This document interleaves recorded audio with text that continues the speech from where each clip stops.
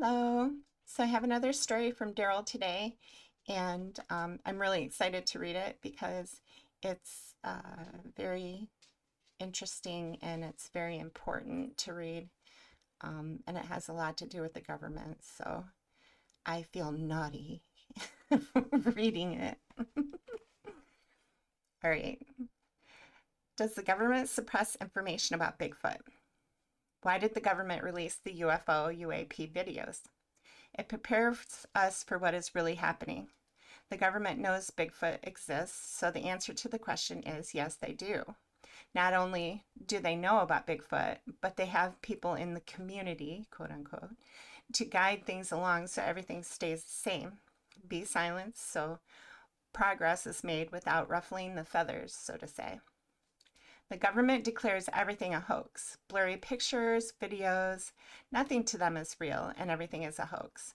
It's very trivial, but their job is of suppression, keeping you quiet. It's the only reason why they are falsifying legitimate sightings as hoaxes. They claim it is all nonsense. Yet they are watching you every single day. They're keeping track of what you do and say. Even posts are scrutinized to the point of stalking us. They're just watching and waiting to shut you up. Shut me up, please. Keep an eye out for the ones that make the most noise about cryptids and watch. They'll threaten the researchers with federal prison. That's our CIA, Department of Interior, NIS, Department of Homeland Security. They are all responsible in responding to any reports of any unidentified sightings or findings. Federal agents using unmarked vehicles have followed us several times. I've been threatened with arrest if I go public with some of my findings. Men in military-style uniforms, or even dressed in all black, men in black, MIB, have waged battles and won, making us cower with threats of long-term prison.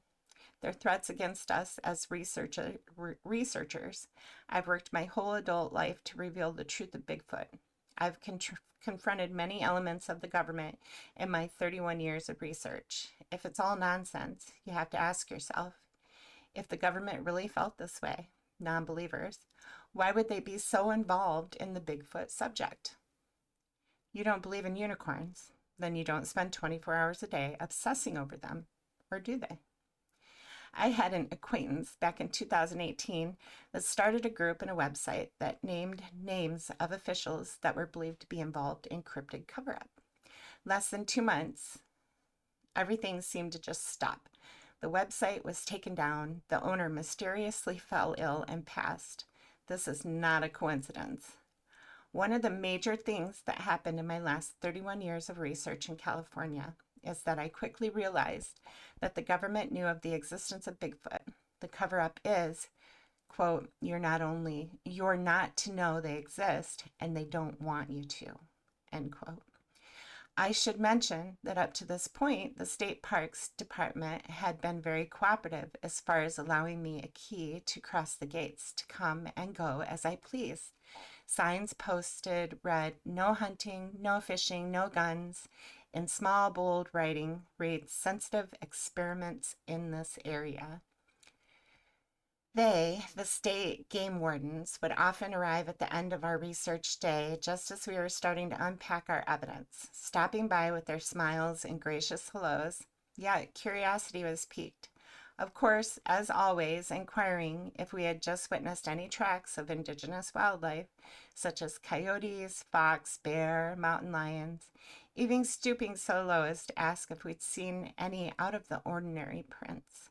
Pretty much anything that they thought we would be interested in. There were two. They were two. They knew why we were there. They just wanted to see our reactions to the questions. In reality, they wanted to see what we were packing out. Cast prints, pictures, bones, it didn't matter, or did it? They had always been more than friendly, like if they were your friends. After years of repetitive research in the same location, we often became acquaintances and on a first-name basis with most of the game wardens. As I write this, I can still remember their faces and names, though in the back of your mind we knew why they were there. During my final years, before growing tired, old, and slow, We had taken a few chances to see our hairy family's domains and hopefully to have an end encounter before migration, or they disappeared. Our intentions were to at least show the Bigfoot family I cared and was not there to harm them. I always had a very special gifting stump just for our offerings. Our investigators came to a sudden and abrupt halt when we found a skull and bones, not human, but human-like. We had only started down the game trail a short distance from the stream when we found two clear tracks. We measured a distance of the gate at 48 inches from right toe to left heel. The first track was very detailed and the other a bit smeared because it had slid. The second track was just packed mud. The rest were just impressions in the leaves and very soggy soil. We wanted to cast them, but it was too muddy, so we measured them and took pictures. They were 16.5 inches from heel to toe, 8 inches wide. I remember thinking before leaving, trying to figure out what I'm going to do with the bones. We decided to report the area and wait for the officer to arrive. Too afraid to pack them out, after all the threats from the authorities, I caved and decided to do the right thing. A few wild ideas crossed our minds as we stood there in awe, looking at what I would describe as a large beach ball-sized, elongated shaped skull with several other small bones in front of it. Our assumption was a leg bone and ribs.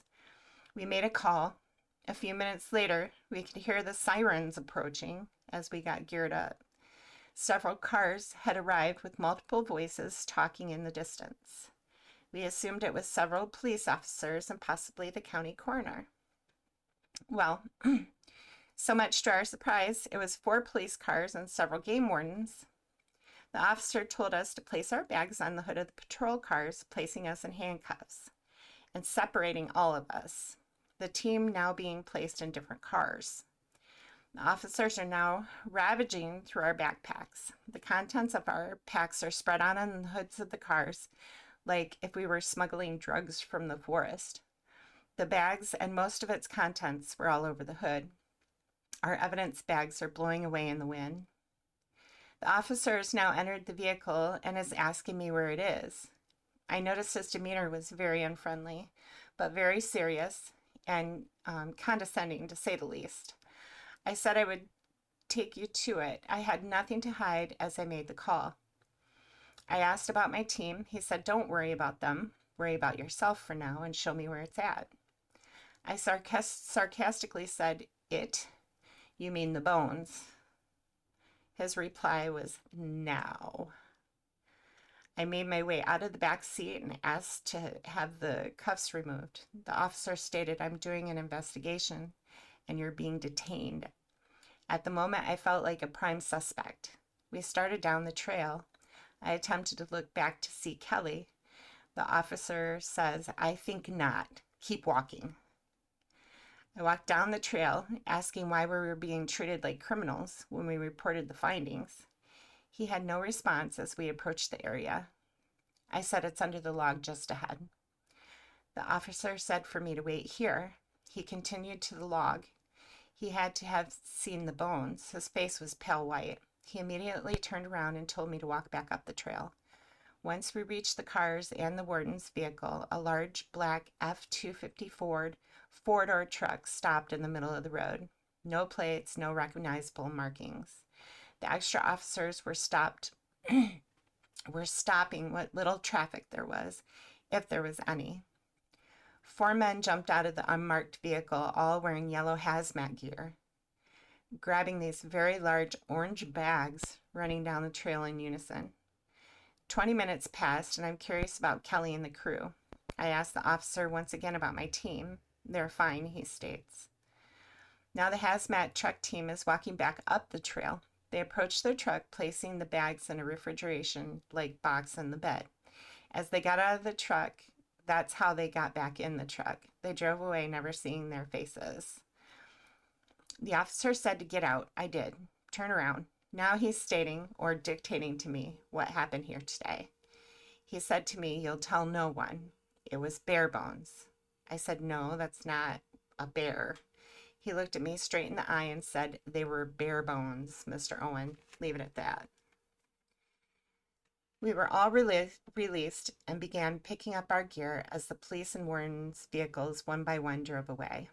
We finished picking up our gear. Nobody is really saying much to each other. We all drove home in a daze. Silence is golden, I guess. A couple of days had passed, and we had had a message to call a staff member from the Parks Department. I didn't think much of it at first, maybe a tip about another good spot or a reported sighting. And we sat there for a while, and then it hit me. It just didn't feel right. I picked up the phone and returned the call. I was asked by a staff member to return my gate key as soon as possible because of a change in policy.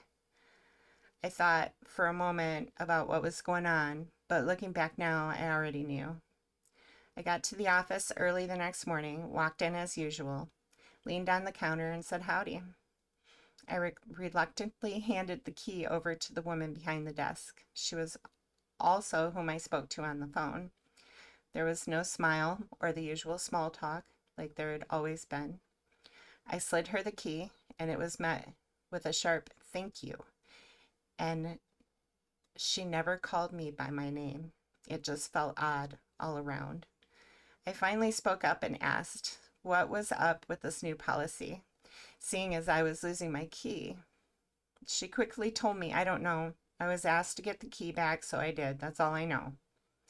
I said, okay.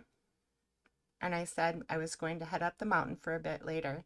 She didn't respond, not even a thank you or a see you later. I knew something was up. I just drove and thought about what the hell was going on. I got to the area where I would normally turn to go toward the forest where I would park. The posted signs that are now fenced off. The signs read, area closed for trimming. To the best of my knowledge, there's never been trimming, even now 5 years later. From that day on, everything changed with the entire staff. I was often followed around, and all communication that I had with staff was mysteriously stopped or kept as brief as possible. Obviously, this didn't stop my research in the area. I just needed to take the long way around to get in. The Bigfoot family that was there continued to be there, unharmed, other than one who unfortunately passed away of natural causes. Not only are there paid trolls, like I mentioned above, but there are also those who appear to be very active believers that push the giganto or elusive ape theory and dismiss anything else and demand that you do the same. They claim to have all the knowledge of their behavior, habitat, and so on, but end up short on getting anything worth a damn. But what they do accomplish is keeping the community spinning their wheels, beating on trees and looking foolish to the public. The idea that Bigfoot may be a people is ludicrous. Again, if you truly believe, then why pay any attention to it at all? Believe as you wish and have any opinion you wish, but they would have to be the luckiest human/animal in the world or be an extremely stealthy gorilla. I still believe that Bigfoot is an interdimensional creature. I've sat with many American Indians that have said the same. It's the white man that spread the lies. Bigfoot is the boss of the mountain. Keep your eyes on the horizon and in the trees. Daryl.